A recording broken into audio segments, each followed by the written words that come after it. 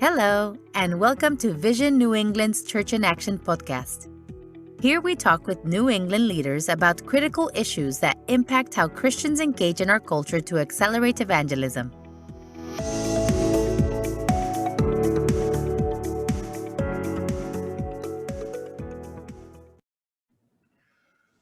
Hi, I'm Charles Galda. I'm the president of Vision New England. Thanks for being with us today.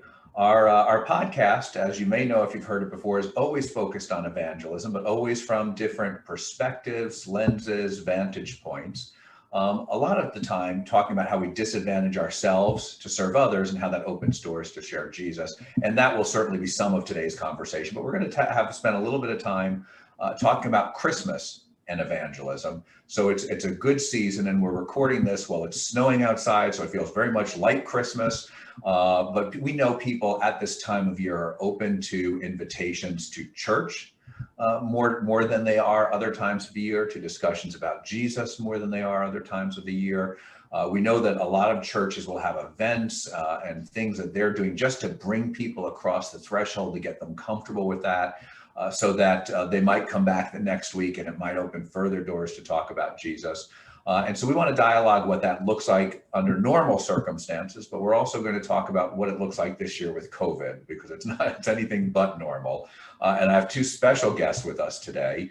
I have Bishop Larry Ward, who wears a number of ministry hats, including being the senior pastor of Abundant Life Church in Cambridge, Massachusetts, and he's the chairman of the board of Vision New England. We also have Pastor Chris Goeppner, who's the lead pastor at Riverbank Church in White River Junction, Vermont. And he's also a board member. He's a moderator of Vision New England. So we've got basically two of my bosses on. So today there will be no hardball questions. I'll tell you right up front. They're all going to be softballs designed to make you guys look good. But thanks for being with us, guys. Thank you. It's an honor. Thank you very much.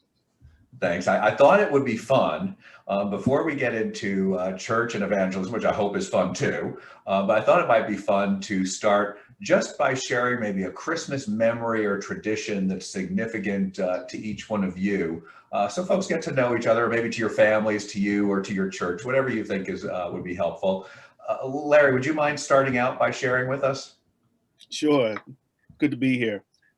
Just thinking back on times when, spending time with our families on Christmas Day, specifically on Christmas Day. My wife and I are empty nesters now, so when our kids were smaller, so this is kind of tradition that we started early in our time where we began our relationship and just prior to having kids, that it's a time when we thought that there were two things that we would do specifically is have a time of family and service. So we'll be getting up in the morning and, have a time of prayer. And then, of course, kids will want to open up their gifts, and we just kind of do that, and also have breakfast together, which was a great, exciting time. And I'd get the honor of cooking the breakfast on Christmas Day. So it was kind of like, okay, I had to learn how to cook very well as time went on. So I do a pretty good breakfast, but it was a time when we just had this great opportunity to have family. And then we look for ways to have service together in terms of serving the community. So early on, my kids were small, we would have clothing that we would actually donate to organizations that needed it, whether it be coats or whether it be gloves, kids clothing that they couldn't fit anymore. And then it kind of just materialized into either just going out and even working at soup kitchens as well. So it's a very special time of really about family and service for us. That's a great balance of the two. I wish I'd have thought of that when our kids were young, because I love that, the messaging of that for folks, especially at Christmas time. And we'll probably come back to that when we talk about evangelism and Christmas too. And so thank you, Larry. So Chris, what would you talk about? Well, thanks for having me. What an honor it is to be here. And I know for us, we have similar traditions as Bishop has mentioned, but the breakfast thing, I wish I could say I cooked it. My wife will not let me fix breakfast, because last time that happened, I almost burned the house down. So that's not, but we have breakfast. But here's one of the big things. We have pajamas. Like my mom has kind of taken upon herself for many, many years to buy everybody in the family. And I say everybody, grandkids, her kids, I mean, everybody, in-laws, pajamas. So we all rock our pajamas in the morning. We do like a morning FaceTime to show them off. And then we have breakfast. We read the Christmas story together. And a couple other kind of unique things to our tradition is we have to, if the Celtics are playing on Christmas Day, it's a no-brainer. We're watching that. We're anticipating all day long to watch. We're Team Green. You know, we love our Celtics and we watch that. And then we have dinner. So instead of having lunch, we have that kind of between evening and afternoon meal. So it's great. I look forward to it. Love it. I love those traditions so much. And I love what Bishop said about going and serving. That's pretty cool. They were able to go into soup kitchens. Yeah, and it's going to put what I'm going to share to shame because we don't do that at all on Christmas. And so we have one that's goofy, and we started years ago. So years ago, when we lived in Connecticut, our church was about 45 minutes from our house. And so when we had little kids, it was too early to give them dinner before we left the house to go to Christmas Eve service. And by the time we get home, it was too late. And it was a normal thing for us to go out to lunch after church on Sunday with friends. And so we just assumed, well, we'll go out to dinner with our friends after the Christmas Eve service. And what we found is everybody else didn't want to go out because they had to get the kids home and put them to bed and all that kind of stuff. So we just said, well, we'll just stop on the way home. And what we found out is no place is open on Christmas Eve other than Chinese restaurants, at least where we live. Right. And so we'd stop for Chinese food. And that just became our standard tradition. And so even now we have Chinese food on Christmas Eve dinner, even if we don't end up going down, or we live in a different place, the church service are different all, but we have Chinese food for Christmas Eve dinner all of the time. And then what plays all day on Christmas Day is A Christmas Story. I don't know if you know the movie, but it's about a little boy who wants a BB gun and it goes all wrong. And that's something we play. The sound may not be on, but the video is on all day long because they play it on one of the stations. And so those are our goofy ones. We don't have anything meaningful spiritual other than we go to church Christmas Eve, of course. But now we have to figure out how we do service. So thanks, Larry. So let's shift gears a little bit and talk about what it looks like at church for you guys. And maybe if you could introduce your churches to us, because you guys are in pretty different contexts, different kinds of churches. If you can introduce your church a little bit, and then talk about what it normally looks like in the Christmas Eve season, specifically the outreach kind of events you might be doing, or different kinds of outreach, and what the services look like, and how you use Christmas evangelistically. Larry, could you go first? Sure. Thanks. Well, our church, we're Abundant Life Church in Cambridge, Massachusetts. We're in a city where, of course, it's really a college city. It's a city that has high-tech companies, but it's a very small city, very diverse city. Our church is 103 years old this past September. It was started by a man named Conrad Doughton, who came from Barbados, and he settled here with his family, and they started the church. He used to actually live on the second floor, where he purchased a 3-story house, and now it's converted into a church, but he used to actually live on the second floor of the church with his family.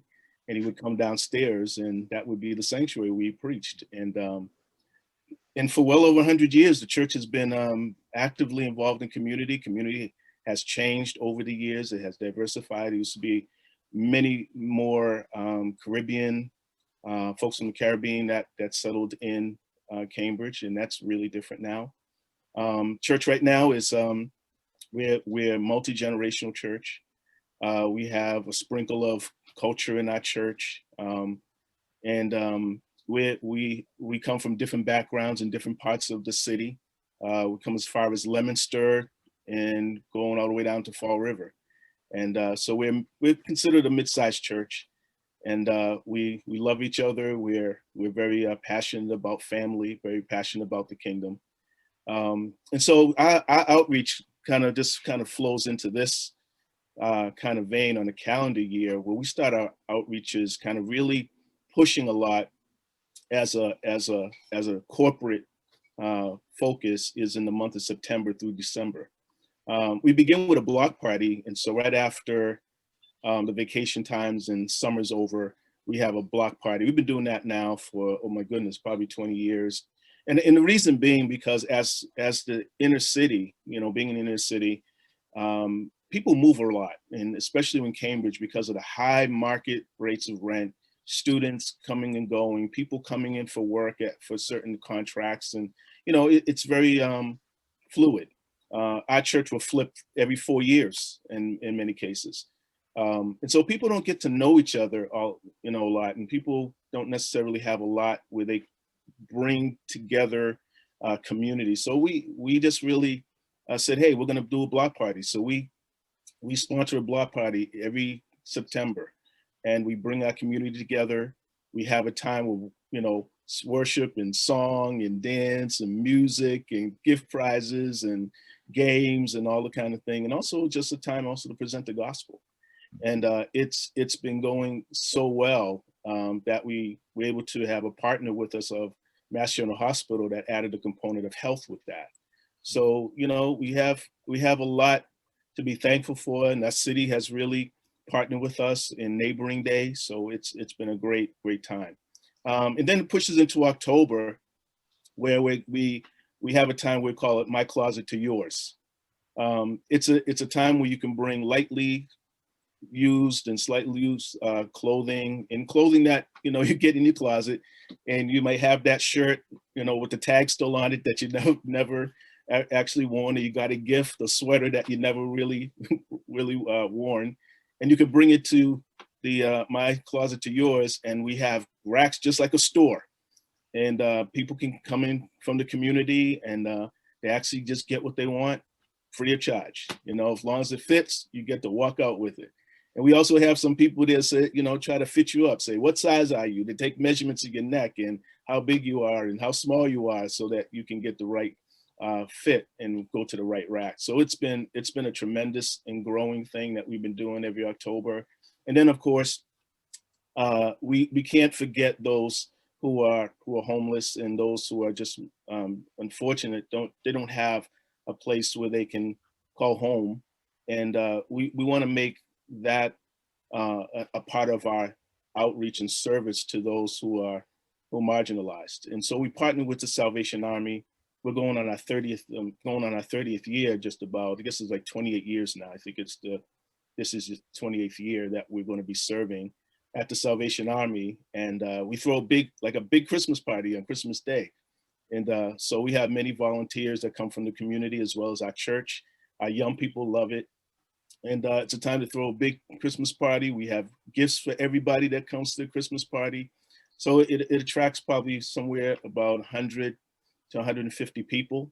And so unfortunately, as we started to see things get a little tougher, the numbers begin to grow. And so, it's one of those things where while it's a very difficult time for people, it's a really good opportunity to share the gospel and sit down with people and hear their stories.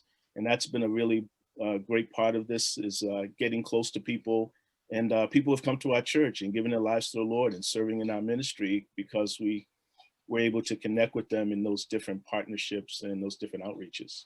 And so we also partner with a number of other shelters as well, and serving young families, or families that has young children that are really having a hard time. So we're grateful that God has allowed us to partner with so many organizations as well as serve the community.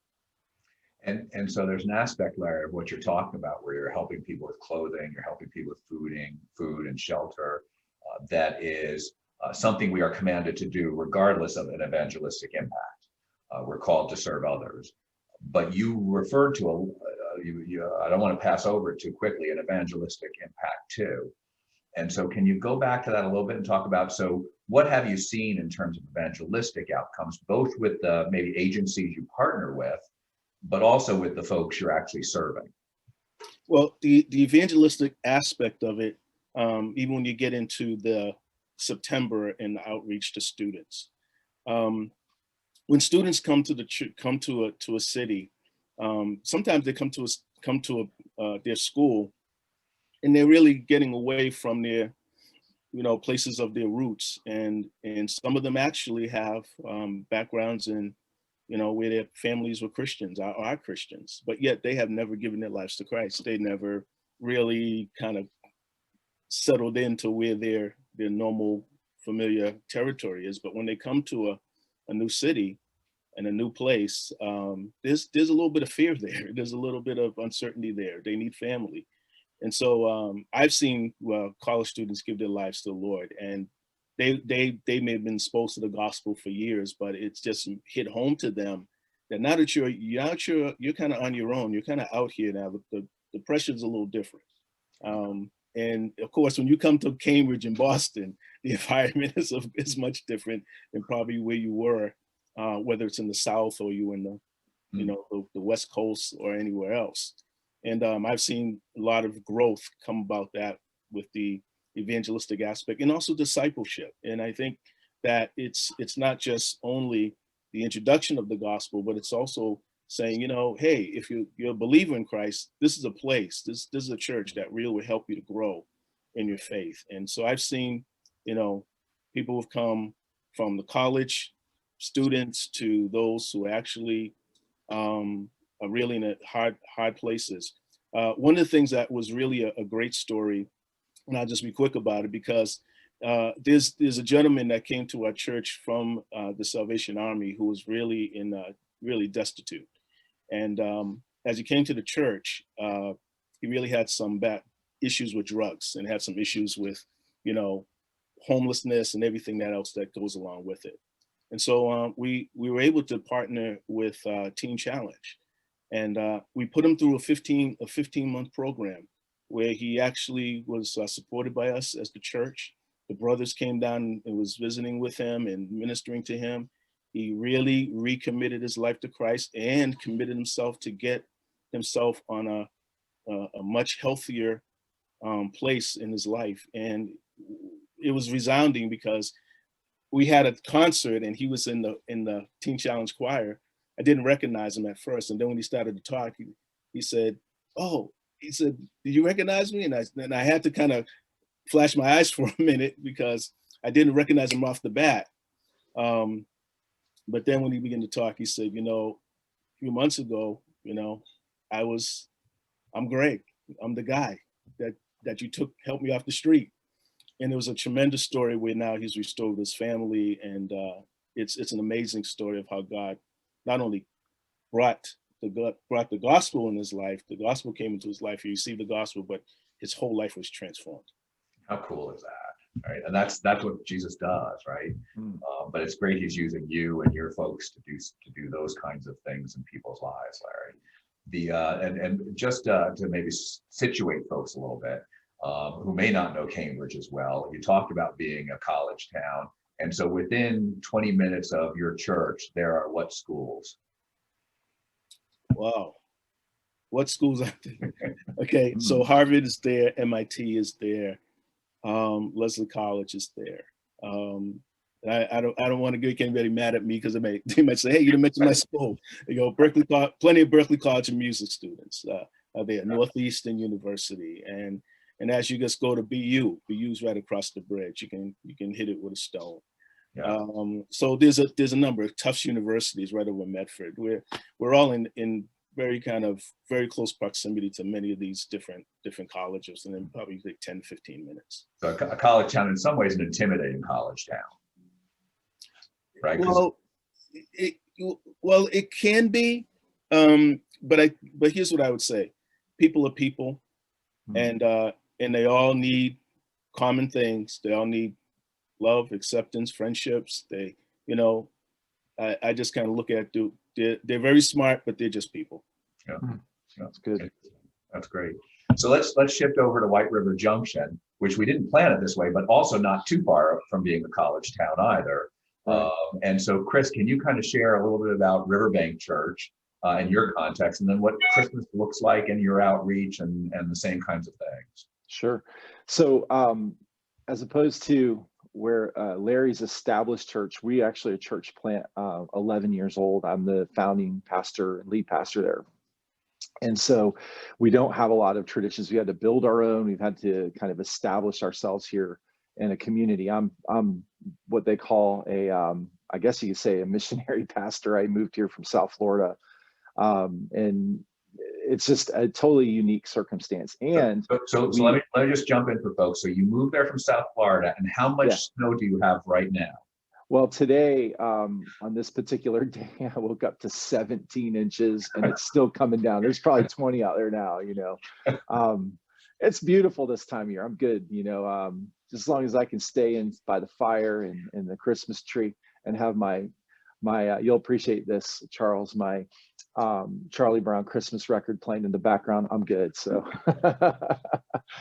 So yeah, we moved here 11 years ago. Our church is unique also in that we are suburban rural, and that is not how New England is, as most of our viewers know, it's so diverse here in New England. We have images that New England is only Boston, or New England is only, the small town in the mountains with the little church steeple. And we're kind of a unique hybrid of both. We have a suburban feel where we have Walmart and they just announced that Target is coming to our little town, West Lebanon, New Hampshire, which is across the river from where I live in White River Junction, Vermont. So it's kind of a unique hybrid context. And Dartmouth College is about 10 minutes away in Hanover, New Hampshire. So it's unique. It's not very densely populated. Our population's spread out. So therefore, we're actually a multi-site church in 2 states.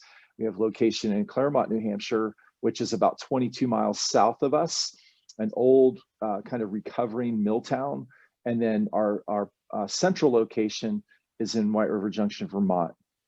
And so it's been one of those things that we're establishing ourselves and have for the last 11 years.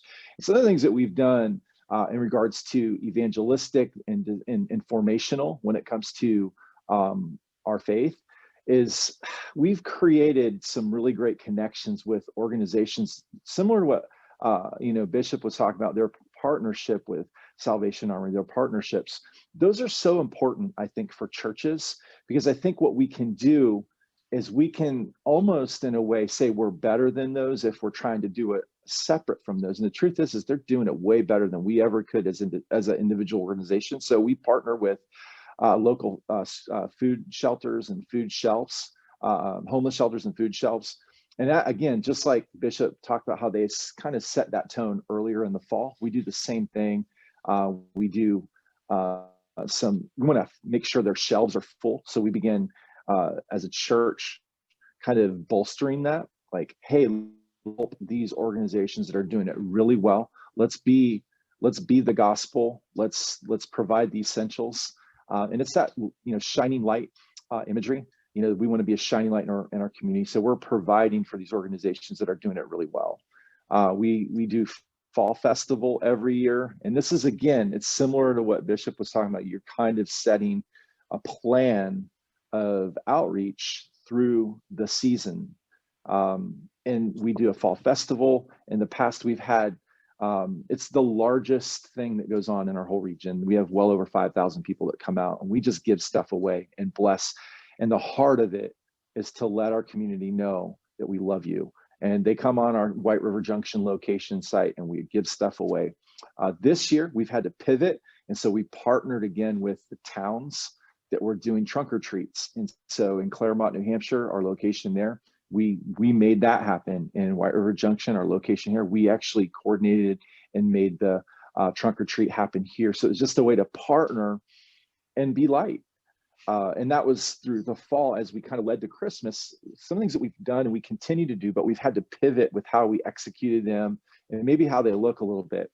Something that's big for us in our culture is a Christmas offering, an end of year offering, where it's not about like bolstering up our bottom line as an organization, church, but it's about, hey, how can we stretch and build and train the generosity muscles of our church to give outside of Riverbank Church. So we have what we call our signature organizational partnership with Compassion International, and most everybody's familiar with them. And we've really targeted Guatemala as our kind of our hub, where we built a church there 2 years ago through our Christmas offering. we raised money to literally plant a church, build it from the ground up, and sponsor all the children there. It was just an amazing rallying point of generosity for our church through our Christmas offering. This year, we're doing the same thing. And again, it's the COVID pivot where we've said, hey, there's a gap there with a lot of these children, because compassion, just like churches, just like every other nonprofit, and even business in general, has taken hits through COVID. Compassion has as well. And so these children who should be sponsored aren't getting sponsored by individuals. So the organization Compassion has had to float that. So what we said is like, hey, church, why don't we bridge the gap there? Why don't we help this organization that is limping right now and bridge the gap? So we are sponsoring 100 Compassion children through our Compassion, our Christmas offering in 2021, just to help bridge the gap and reach out. So it's not that we're trying to, again, bolster our bottom line. It's so that we can exercise our generosity muscles. And I think in COVID, we can become real insular and real internal. And for us, we said, no, let's continue to think out, because that's our goal. The gospel of Jesus is not intended to be held onto, it's intended to be given away. And so we're kind of exercising that through a Christmas offering. And then some other simple outreaches that we do that we found very, very effective. We're calling them pop-up outreaches. And we began these in November, and we're using them through what we call our table groups. In your context, they might be small groups, life groups, growth groups, whatever. But it's that small group context in your church. And what we've done is we've empowered all these groups, and we have, I want to say, over 100 of these small groups all over our region. And through our small group or our table group coaches, we've identified all of these outreaches around the Upper Valley. That's the region we live in. And whether it was this past week, I want to share a story with you guys of how this works. There's a woman in our church, in our Claremont location. She's a grandmother. She's a part of the church. Her grandchildren and her daughter and son-in-law are not a part of our church, but they hit hard times through COVID. They had an immediate Christmas need.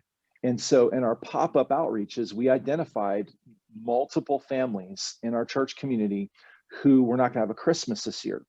This is one of those families. Well, the grandmother testifies that family, her grandkids and her son-in-law, or her son and daughter-in-law, we were able to provide Christmas through a table group.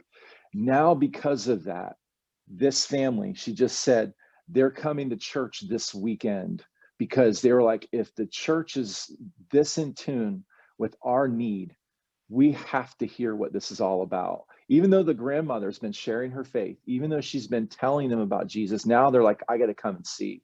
And that's the heart and soul of these pop-ups. Isn't just so that they come to church. That's not it. It's about them being intrigued and seeing light, the light of the gospel shining through our little pop-up outreaches. This past weekend, we had another pop-up outreach where we identified teachers across our whole region, and nurses, teachers and nurses, and said, hey, wouldn't it be cool if we could give every teacher and every nurse in our region a cup of coffee, just to let them know we love them and we're thankful for them.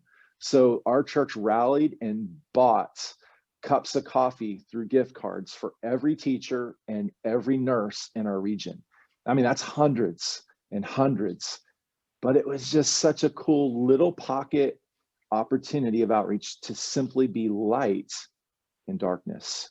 So just a couple of things that we've done, and it's been really, for us, been a real great opportunity to exercise the generosity muscles and the outreach muscles. You know, what's so cool about what both you and Larry shared is something we do talk a lot about on the podcast is, you know, a lot of us are really comfortable just telling somebody about Jesus. But nobody in our culture today, for the most part, people don't care what we have to say about Jesus. It's just another option out there. But when we disadvantage ourselves and we sacrifice to give away clothes, to give away food, to provide health care, suddenly I'm interested in what you have to say. Right. And can I say something to that, Charles? Yeah. This is really good because, and I think Bishop will agree with me. I think one of the things in maybe our traditional Christian evangelical evangelistic environments is the gospel is a message that is spoken, which it is. Let's just clarify that. The message that is spoken. But let's face it, that message that is spoken is really has the greatest impact when we actually lay the groundwork of doing, right? When we are loving our community, when we are serving the less than, when we are looking for opportunities, like you said, Charles, to sacrifice of ourselves to give to other people. You're laying the foundation of trust so that when people come, you say, what in the world? Why, Bishop, did you guys go to the soup kitchen? Why did you do this? Well, let me tell you why. You know why we gave our Christmas day to you? Because we love you. And you know why we love you?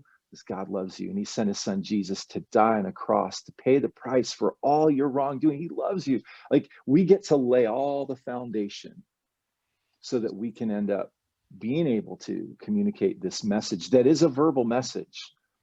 And it's very, very powerful opportunity this season to serve and love people. We tend to lead toward the extremes. I either want to tell you about Jesus, but I don't want to do anything. Or I want to do things, but I don't want to tell you about Jesus. Yeah. And it's the putting it together. Is that fair, Larry? Oh yeah, I think we are having taken what I call the art of the long view and really looking at evangelism as planting the seed of the gospel, Yes. the spoken word, the kerygma of the gospel, but also understanding that is to transform life in its entirety.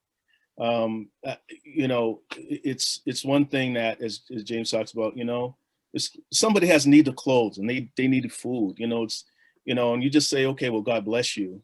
That's really not going to do much of anything at all. And it's really not a response of true faith. I think true faith has to consider the holistic side of ministry, not only dealing with their spiritual life, but dealing with the issues that they have every day, the practical needs that they have. And so I agree with, as I was reading and kind of soaking in this book called Generous Justice by Tim Keller. Amazingly, you know, how do we actually live out the gospel in a way that really causes to transformation of lives? And it's one thing that to bring relief. I think relief is important. We need to bring relief. We need to also look at development and how do people develop? How do people begin to grow in this faith and this walk? And how do they develop in their everyday lives, even educationally, and financially? How do we do social justice, and how do we enter into these spaces where we speak up for the marginalized, we speak up for the people that have no voice, we speak up for the people that need the second chance, and those who are returning citizens who come from, you know, out of prison and they don't have an address, they don't have anywhere to go. Wow. We need to be the voice of those who need that second chance and third chance even. And I believe that evangelism is a component of that, but it's definitely, it just kind of goes into the holistic transformation of people's lives for the glory of God. It's really, James talks about this, right? If somebody's got all these needs, what good is it to say, well, be warm and well fed, see you later, right? And you know, it's faith without works, right? You got to have both. Who, as you guys will know, because you're better theologians than I am, but who was it, Augustine, who said, preach the gospel always, when necessary, use words. Yeah. Was that Augustine? I can't remember. Yeah, St. Augustine. I always remember the gist of it. I never remember where I get it from. Hey, you know, this is a really great opportunity for those who are tuning in, you're watching, listening, to really make the most of this opportunity that we're in COVID season, to pivot.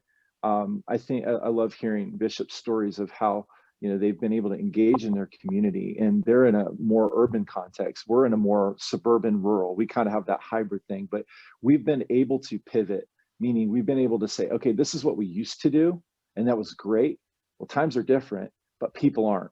People are the same. Like, I love what Bishop said. People are people. Like, and so we can still pivot with maybe our system or our method, the method that worked in 2019 or 2018 or 2000 or 1995, whatever, however long you've been doing your thing. It's an opportunity to pivot to people and make the most of this opportunity. And there's still time to do it. As your church, maybe there's something you can do right now. You know, these pop-up outreaches that we've been doing happen organically because we're like, what do we do? Like, it's so hard because trying to connect with people and get masses together, it's just not possible. But what we can do is we can identify individuals that we can serve one-on-one through these pop-ups. So there's ways we can do it. And I just encourage everybody to find a way to pivot so that we can make the most. This season, people are tuned in. They're listening, they're watching, and we as the church get to shine. And as Bishop said, sow seeds. Let's do it. We have a great opportunity. And I can't wait to see over the next few years the harvest of the seed sowing that many have made the most of and pivoted and sown seeds of the gospel through their action, their engagement, pivoting away from what they used to do and into a new season, because this is a great opportunity. Yeah, I'm glad about that. And Chris, I think when it comes to those pop-ups that you're talking about, in many different ways you're reaching out to your community, that's innovation. And I would also encourage people who are listening to be innovative. I would like to say that I created all these wonderful outreaches and this kind of thing, but they didn't. They came from people who have gifts that are in your church. That's right. Many times we don't really take in consideration the value of the people who have different gifts in our congregation that have an understanding of what's going on in marketplaces and what's going on in communities. I can't be everywhere. I can't think of everything, but the answers are out there with your people. And there's some amazing things that God will put into the lives of the people that are sitting right around you. Create creative ways to reach people in ways that I could never reach them. And so I think that everyone is called to evangelism. Everyone is called to this place of reaching people for Jesus. And oftentimes we think, well, if I can't preach like Billy Graham, if I can't do the altar call with the music, you know, just as I am, I think somehow I'm disqualified. I don't think that's true at all. I think that everybody who God has done something in their life, changed your life, if you look really deep enough, and you look really close enough, there could be something in your life, and I'm sure there is something in your life that could be used to reach other people for the gospel. And so the kingdom can multiply more times over than me just standing each and every Sunday, offering an invitation or trying to direct a large group of people. But I want to encourage you that those of you listening, look at your own gifts, look at what God has given you, and just serve right where you are. There's going to be so many opportunities, and there is so many opportunities. COVID-19 is a disruption. And in disruption, people are looking for solutions, looking for answers, they're looking for help. And we who are the body of Christ, this is a glorious opportunity to touch somebody's life for the Lord. Yeah, Amen. It's a good point there, because we all think that, I need to preach like Billy Graham, or I need to go up on the street corner and I need to talk to you and I need to share the gospel with you. And what was so helpful to me is Mark Middleberg's book, where he talks about the different styles of evangelism. And it finally gives you permission to say, oh, that's why I'm terrible at that. And that's why that's never worked for me, is that's not really my style. This is. And now once you understand your style, what was the name of it? Contagious Christianity? Was that the name of his book? Yes, right. That was a really by Bill Hybels, right? Contagious. Yeah, right. Yeah. He was at Willow Creek when he was leading evangelism there. And by the way, Bob, our producer, is correcting us offline, saying it was St. Francis of Assisi who said that. So we're going to do some research. We're going to do some research offline and see. Standing corrected. and talking about innovation, and Larry, you talk about, hey, people in your church have calling and convicting to do something. Sometimes just letting that go. There's also the concept that I always use, the same verbiage Jack Welch used from my GE days, is steal shamelessly. So if somebody's listening and they hear what you're doing, and they shouldn't feel shy about stealing that idea. And if they're hearing what Chris is doing, they shouldn't feel shy, right? God may be calling them to that. There's nothing wrong with that. And Chris, I would like you to share one. I know this isn't a Christmas thing, but it was something I'd never heard of. So I'd love for you to share. What is school lunch debt, and what did you do? Yeah, so something, and again, nothing is new under the sun. So what you just said about, Jack Welch Steel, like nothing's new under the sun, right? Everything's been done before. And that was something that we heard about last year from a mentor of mine in New Jersey, where they identified in their school districts, disadvantaged families and children who their families were in debt over school lunches. They would go in and the school would say, "Oh, you're getting charged $5 for lunch," and it would just pile up. And so they're not poor enough to get free lunch. Exactly. But they don't have money to pay for lunch. Right. And look, it's not the kids' fault. What if, the parents are using their money on something they shouldn't? That's not, it doesn't matter. It's the kids who are disadvantaged and they're not able to get lunch because they match the threshold. You can't go past this debt. And so we said, well, how cool would it be to identify the school lunch debt in all our communities and pay it off? How cool would that be? And so we found that out, and it's not as high as you think it would be, but it's not as low as it should be.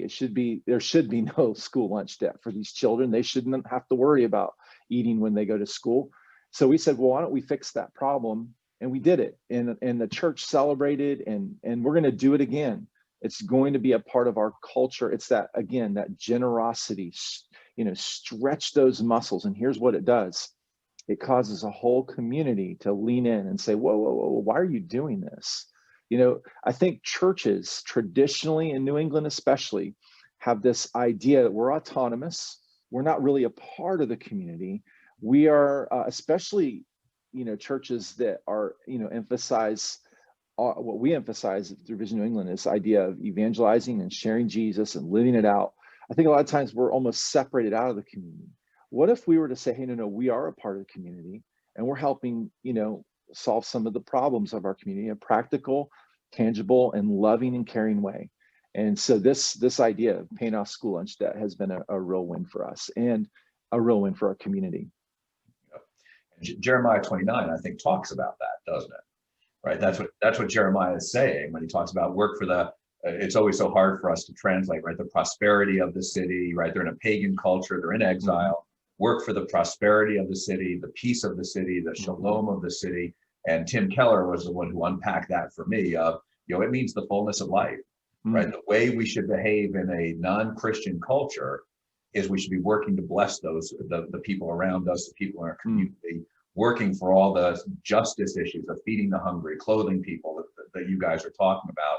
There also is medical debt. There's a number of organizations, I know some churches that they banded together and they paid off $1.5 million of medical debt for families who their insurance didn't cover it, they couldn't afford to pay for it, and they paid. What a great gift, and what a way to focus a big community on why are you doing this?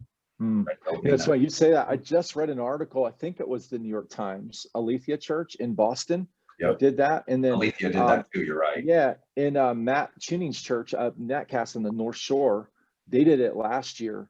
I think they paid off like $3 million in debt, of medical debt. And that's just crazy cool that we can do those little practical things to love and serve our community. And if you bless me that way, I'd like to hear what you have to say. Right? I'll listen to you. Yeah, sorry, Larry. I think it's a tremendous effort. But again, you can do those things through partnerships. And as Chris was saying, we have limited resources on our own. We have limited amount of people on our own. But when you start to partner, and I think the partnerships also need to be partnerships with churches. Yeah. It's a sad day when you have churches in a location, in a geographical location, that pastors don't even know each other, and pastors don't even look to collaborate with each other, because sometimes it's a busy time for pastors as well, but we fail to realize that there are things that we can do even as churches together. And so we partner with churches as well. What's going to change for us, even in this time of COVID, is that we can't do the service project such as Vision and Salvation Army. That's not going to happen because of COVID restrictions. It's not going to happen that way. But here's what we can do. I partnered with the Cambridge Black Pastors Alliance, which consists of the different denominations of African American churches, where we're partnering together, and this pastor says, hey, I got more coats than I can use. Can you use them? I said, certainly I can use them. I have a partnership with the Salvation Army, so we're all sharing our resources in many different ways, and many different organizations are going to be blessed because we just have more to work with. We have more volunteers to work with. We're going to be able to send out gift cards to those who seem to be impacted financially due to COVID-19. So our church partnered with Wegmans, we did partner with Stop and Shop and Market Basket, and we're giving out we give gift cards. And so there's a number of ways that we need to think about these partnerships, as Chris was saying, even on church levels and organizations like Vision New England, and partner with the Black Ministerial Alliance if you're in Greater Boston area, many different organizations. I think this is a tremendous opportunity for the gospel to go out in many different ways that will, change lives. And I've been quoting John 17:21 to folks because I've read it for years, but it never struck me exactly this way. Jesus tells us what will happen when the church works in unity like that. They will know that I am your son. That's right. And so just when we work together and are together as one, it's an evangelistic thing that happens. And last year, and it's these things where you read these verses, and somebody says it to you a different way. It's like, huh. Right. I wish I thought of that a long time ago. That was one. And Johnny Erickson was kind enough to send us a video for one of our events last year. And she talked about Matthew 5:16. When the people of God do good things, like you guys are talking about, God tells us what's going to happen there too. The world will praise God. Yeah. And so there's some key verses. They're just so clear. If we will work in unity, if we will serve people around us, it has an impact. And we're called to do it anyway, but it actually has an impact evangelistically. And so what have we not talked about that you guys think are important for people to hear about Christmas, evangelism, disadvantaging ourselves, what else would you bring up? I think I would bring up, just as a thought for those who are listening, what ways are we going to probably work together in ways of dealing with issues of justice, biblical justice. And that has come on the radar screen, all of our radar screens at this point, due to the murder of George Floyd, all the other African Americans that have died, police brutality, just things that have happened in communities that are really in need of the church stepping in as it relates to justice. And so as we have an opportunity even to reach younger people than myself, millennials, they're very passionate about justice. And so as the church, I think we need to have some really in-depth conversations about this, and what ways are we going to actually get involved in, what are we going to do to address these many issues of social justice with biblical justice. It's a great point, because there are clearly issues out there, and if the church is not addressing them, other people will, and they will not do justice. And of course, it'll be distorted. Whenever Jesus isn't in it, it can't be real justice at the end of the day. It can improve, and it can be aspects of it, but it can't be the full justice. Justice, I think you guys probably know, it's a bit of a loaded term for evangelicals, for some evangelicals. And so we actually did an episode on justice. In the first podcast episode we did in September, we had Dr. Emmett Price from Gordon Conwell on, and we talked about, so one of the first questions was, Emmett, what is justice? And he described it a lot like Tim Keller, where Tim Keller talks about it is it's any time somebody's not living the fullness of life Jesus intends for them here. Christians have, in legal terms, an affirmative obligation to do something about it. I don't think we always think about it that way. Emmett, I thought, came at it with a slightly different approach, but basically the same thing is anything that violates the pre-fall plan of God, of what he desired for humans, is unjust, and Christians have an obligation to do something about it. I don't know that we always think about it that way, but I thought those are two really helpful definitions, and diffuse the issue where some people hear justice, they hear a biblical agenda, or they hear a watered down gospel agenda, or it really is a very biblical concept, and it's an important word for us to take back as the church, and do something with it, not just take it back. That's a great point, Larry. Thanks for bringing that up and regrounding us on that. Chris, what would you say? I would echo that. And it's I think for us as Christians, it's this whole idea right now, this season, we can be caught up in some of the weeds. And I think the weeds are plenty right now, whether it's conspiracies from political side, conspiracies on a pandemic side. It's very prevalent, and we as church leaders and Christian leaders, I think we have an obligation to, as it says in 1 Thessalonians chapter 5, is to be clear-minded. And I think, watch us, when we're clear-minded, that means we're not in the weeds on some of the extreme ideas and the weird things that are just like, we live in unprecedented times because everybody's opinion is a platform now. And I think we have to rise above that.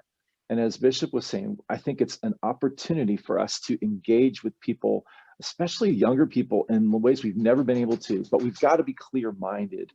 And that means the clear-mindedness comes through being gospel-mindedness. And the heart of the gospel, I heard Dr. Tony Evans say this one time, and it blew my mind. He said, the gospel is not just justice, and the gospel is not just righteousness. It's actually both. It's righteousness and justice, because that is God's nature. It says it in Psalm 89. God is righteous and just, and we as his representatives, I believe, have the distinct opportunity to shine a light on his righteousness and justice and stay out of the weeds. Christmas is a great opportunity to stay out of the weeds, point people to the truth of Jesus, his righteousness and his justice. And I think through that, man, we can see a generation not as a waste, but as a generation as maybe carrying the torch to places we could have never imagined. Yeah. And it's important to recognize, because we do get caught up in the politics and defensiveness and all those kinds of things, that God says, do justice, love mercy, walk humbly, right? And so that needs to be part of that. What does humble then look like in those transactions? And sometimes we can miss on that. But we've got to figure out how to do that humbly and serve people and recognize that no society is just until we get to the kingdom. That's right. And so if we want to get hung up and say, hey, look, America's got more, is more just than other countries, I'm okay, right? I'm on board. But it is not just. It can't be until the kingdom comes. And so then if that is true, here's my math logic comes into play, right? That's my background. If that is true, then what are the injustices? And what is God calling us to fix? I think become the important questions that we need to dwell on a lot more than the conspiracy theories and all the other stuff. That's and right. Arguing with folks, right? Just serving and loving. What I heard from you guys is serve and love people, and suddenly they want to know about Jesus. That's right. It doesn't sound that hard, actually. Yeah, serve and love people, and preach the gospel of the kingdom. And I think the kingdom is the word of the Lord that he's speaking into my heart, even as it relates to relationships and how we actually forgive one another and how we actually go about dealing with many of these tumultuous issues that come up. The Lordship of Jesus Christ, he gives us answers and he gives us victory and he gives us the ability to triumph in these type of conditions that we're in. Amen. Amen. Well, Mr. Chairman, Mr. Moderator, thank you so much for being with us today. Thank you for your ministries in Cambridge and White River, but all around New England and globally, because I know you all have ministries outside of even the U.S. and outside of the New England area. But thank you so much for your faithfulness, for your service, for how much you bless me, for all of your work with Vision New England and all of your work advancing the kingdom in a pretty unusual, difficult circumstanced year.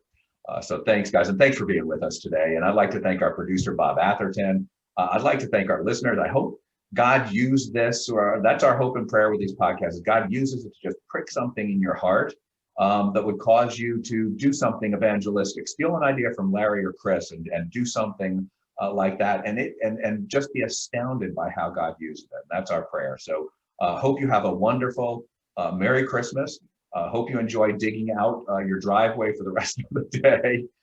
And look forward to seeing you on our next podcast, January 7th. God bless you. Thanks, everybody. See you then. Bye-bye. Bye.